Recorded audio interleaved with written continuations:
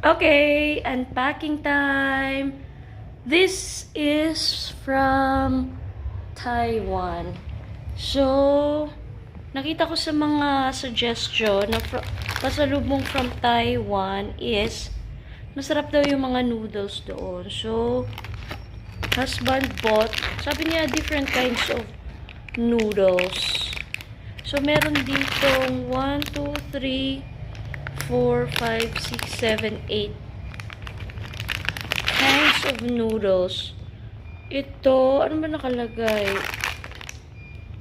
Chang noodles. Tapos dito may nakalagay white sesame. Sesame. So, probably the flavor is white sesame. Tapos, merong white sesame pa rin. This one. Scallion Sichuan pepper. Ito. Ano yan? Shallot. Ito. Shallot pa rin. This one is Zeng noodles. Yung kanina is Seng noodles. Okay. Yung white sesame, pagsamahin natin. White sesame is from Seng noodles. Itong shallot is Pame noodles na hindi ko alam kung ano yun. Scallion. This one. Mushroom nakalagay. Seng rice noodles. Mukha siyang miswa. Hindi, mukhang sotanghon pero mas maliliit yung strand kaysa sa sotanghon natin dito. Ito, mukha siyang yung malalaking klase ng noodles, yung mga sa Chinese restaurant, yung malaking strand. Ito, shallot, pero ano siya, mukha siyang miswa, sotanghon. Ito, seafood, laksa, Seng rice noodle. So, merong Seng rice noodles na iba-iba yung flavor. Shallot. Okay, ito ro, Pamizeng noodles. Pero, iba yung flavor nila. Ito magkapareho. Ito magkapareho. And, ano to? There's Bible. Bible in English and Chinese. Taiwanese Chinese with Psalms and Proverbs. Okay, yun lang.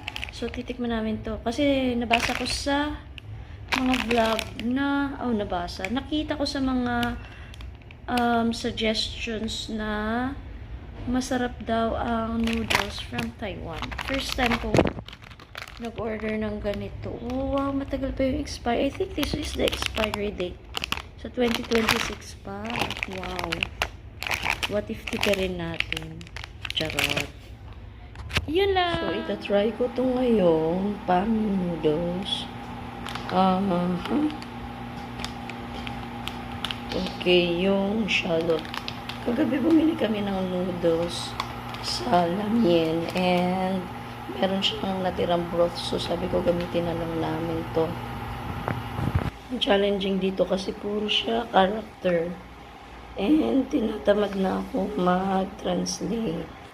So, huhulaan ko na lang na ito ay ilalagay dahil ito ay mukhang seasoning. Ayan na siya. Hindi ko alam kung sapat na ba ito sa amin. Pero baka marami naman.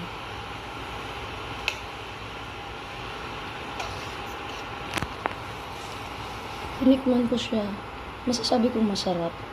Tasty.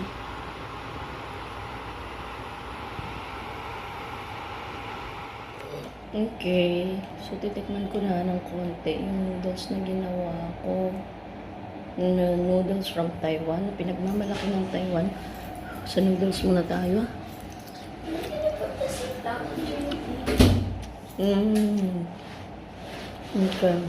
Masarap yung texture. Tapos, yung sabaw naman, man natin yung sabaw. Yung sabaw is flavorful na kung ile-level mo siya dito sa mga nabibili natin instant noodle dito sa atin sa Pilipinas is malayo yung lasa niya.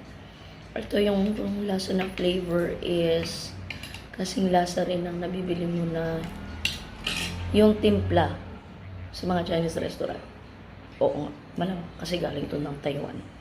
So overall, masasabi kong masarap talaga. So pag meron kayong kakilala or kaibigan or gusto niyo mag-order ng ganito from Taiwan, masasabi kong the best.